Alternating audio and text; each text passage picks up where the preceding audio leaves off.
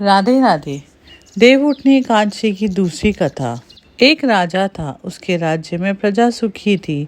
एकादशी को कोई भी अन्न नहीं बेचता था, सभी फलाहार करते थे। एक बार भगवान ने राजा की परीक्षा लेनी चाहिए। भगवान ने एक सुंदरी का रूप धारण किया तथा सड़क पर बैठ गए। तभी राजा उधर से निकला और सुंदरी को देख चकित रह गया।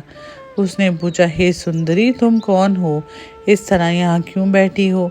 तब सुंदर स्त्री बने भगवान बोले, मैं निराक्षिता हूँ, नगर में मेरा कोई जाना पहचाना नहीं, किससे सहायता मांगू? राजा उसके रूप पर मोहित हो गया।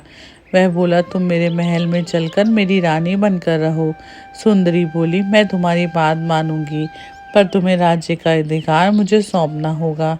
राज्य पर मेरा पूर्ण अधिकार होगा, मैं जो भी बनाऊंगी तुम्हें खाना होगा। राजा उसके रूप पर मोहित था, अतः उसने उनकी सभी शर्तें मान ली। अगले दिन एकादशी थी। रानी ने हुक्म दिया कि बाजारों में अन्य दिनों की तरह अन्न बेचा जाए। उसने घर में मांस मछली आदि पकवाए तथा परोस कर राजा को भी खाने को कहा। यह देखकर राजा बोला, रानी, आज एकादशी है, मैं तो केवल फलाहार ही करूँगा। तब रानी ने शर्त याद दिलाई और बोली, या तो खाना खाओ, नहीं तो मैं आपके बड़े राजकुमार का सिर काट लूंगी।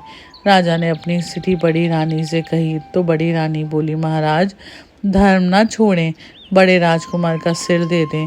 पुत्र तो फिर मिल जाएगा, धर्म नहीं मिलेगा। इस दौरान बड़ा राजकुमार खेल कर आ गया। माँ की आंखों में आंसू देखकर वह रोने का कारण पूछने लगा, तो माँ ने उसे सारी व्यथा सुनाई।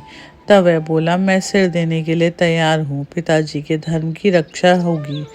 राजा दुखी मन से राजकुमार का सिर देने को तैयार हुआ तो रानी के रूप से भगवान विष्णु ने प्रकट होकर असली बात बताई।